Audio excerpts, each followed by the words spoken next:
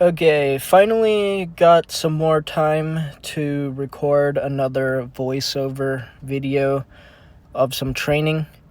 This includes a lot of my ideas and things I'm working on for now and the foreseeable future. And my roommates were gone for a bit. I was able to sneak a very light kettlebell out into the main room. So it'll be another workout. A decent, I don't know how much for hypertrophy, but for overall stability and strength, whatever, athleticism, I think it helps. And I do think if you're not used to these movements, you can get some hypertrophy from them from a very light weight. So starting off, I was working on pistol squats. I was able to use the kettlebell more on my good leg. At the start, for my injured leg, I was just doing negatives. So I would go slow down the eccentric and then just roll backwards as like a way to bail from it. And you see also that I'm using the kettlebell to work some light hip flexors or so. Not too heavy because it still requires my foot or tibialis to pull up on the kettlebell, but it's also to train the post leg as a balance type drill, not just a hip flexor movement. I guess since it lacks stability, it's not the greatest hip flexor grower, but overall coordination, things like that, I think it helps. So over here, I'm doing partial range of motion or to halfway.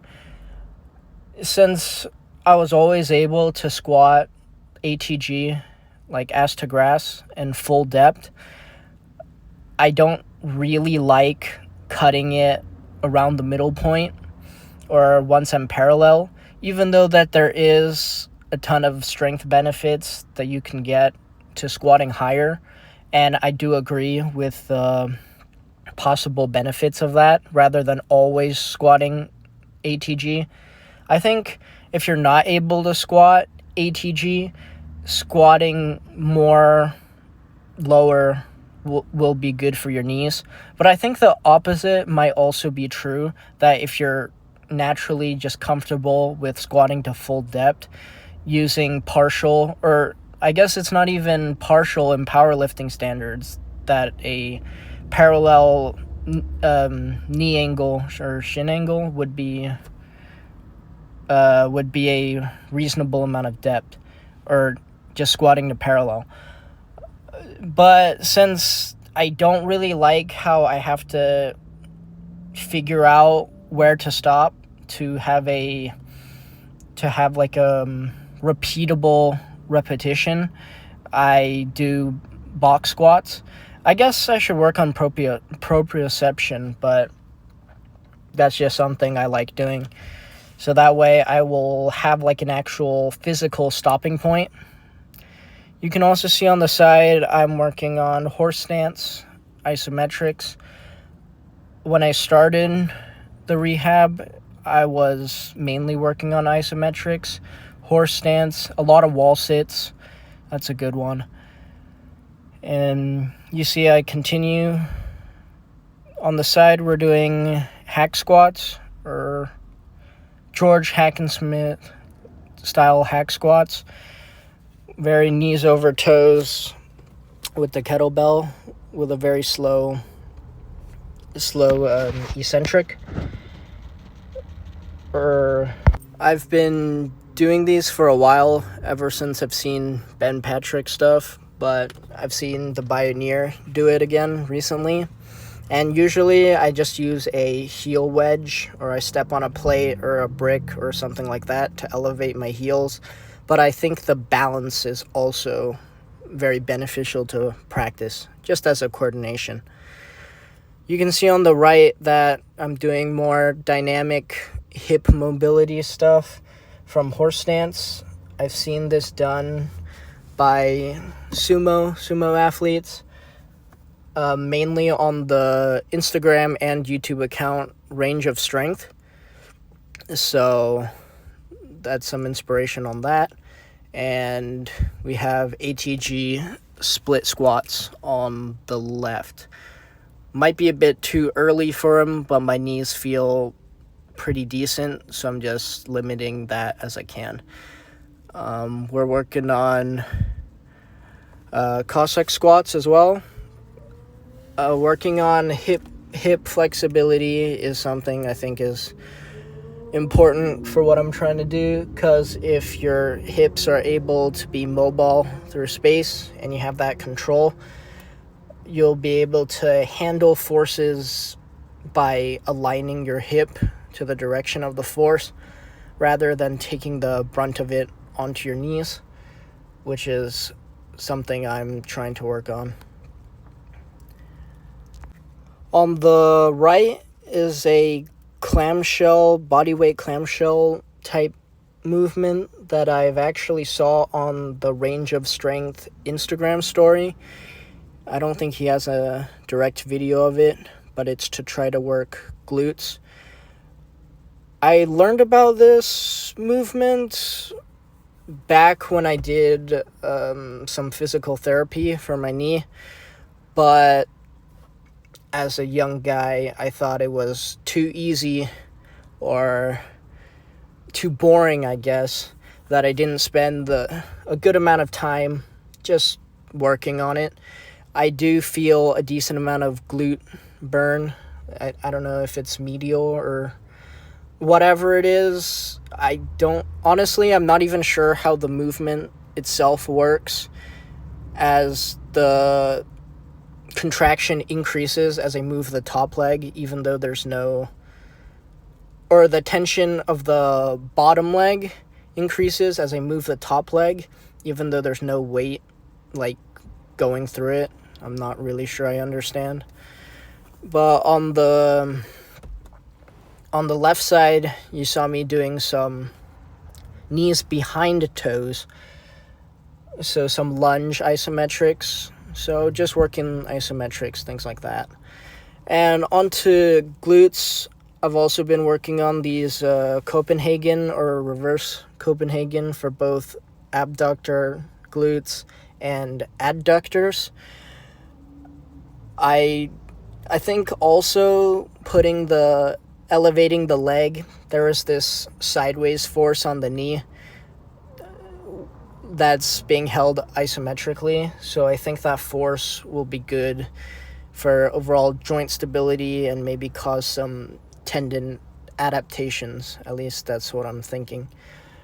But also, just to target the adductors, I would do the regressed version with my knee.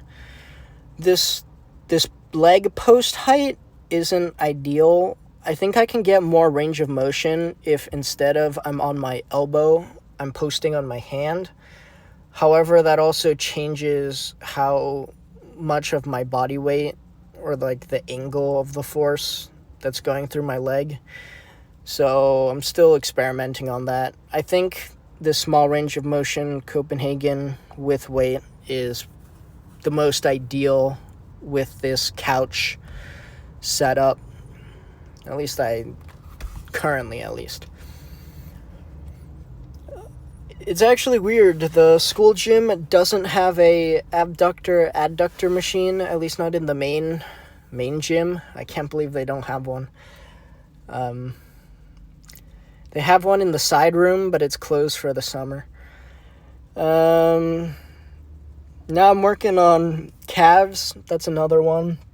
I think dynamic balancing drills, single leg balance is really important, especially on my path of rehab and trying to get proprioception through the knee, things like that. But calves are something that I didn't spend enough time on, I'm thinking. I would like to spend more time with it. I always thought, I guess genetics-wise, my calves are decently big. And I thought that, like, some people who don't even train calves, you'd see at an IHOP or something, drives trucks or whatever. Like, they just have a family of 4. They just have massive calves, and they don't train them. But I think just spending some time training calves, getting some blood flow in, it's always good. Similarly, tib raises with the kettlebell. It's not the most ideal, but it works in a pinch. And honestly, the 15 pounds kettlebell, I feel, is a decent enough weight for me to get a pump and really feel my tibs contract and things like that. And to end off that training session that day, I also did these, I think they're called Chinese arches, that I've heard from Eric Bugenhagen.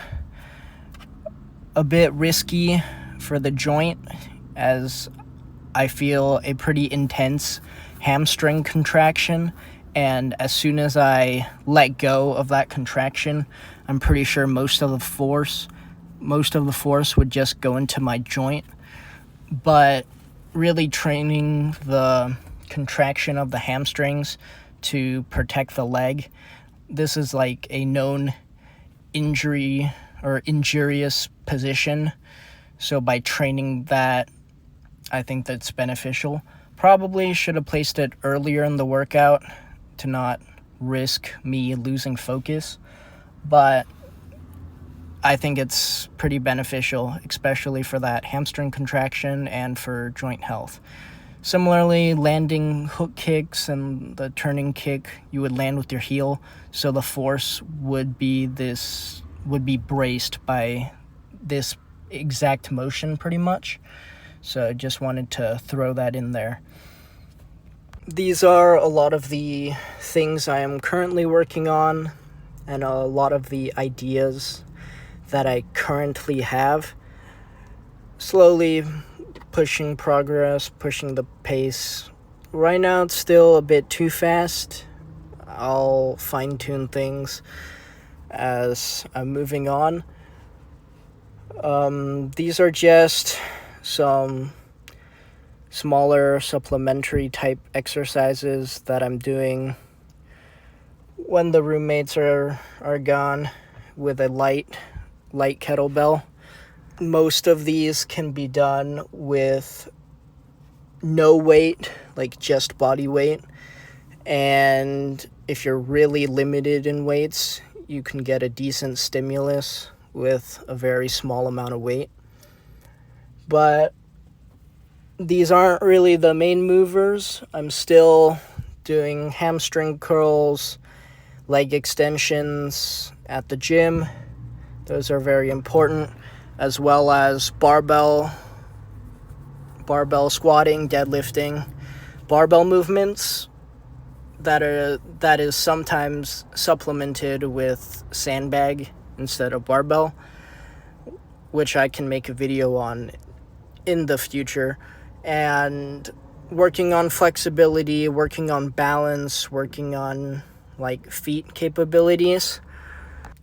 When I got time, or if anyone's interested, I can make those videos or put those videos out. But I'm no expert, so if anyone else has ideas or if I come up with anything else, I'll talk about it or post about it. Trying to post a bit more.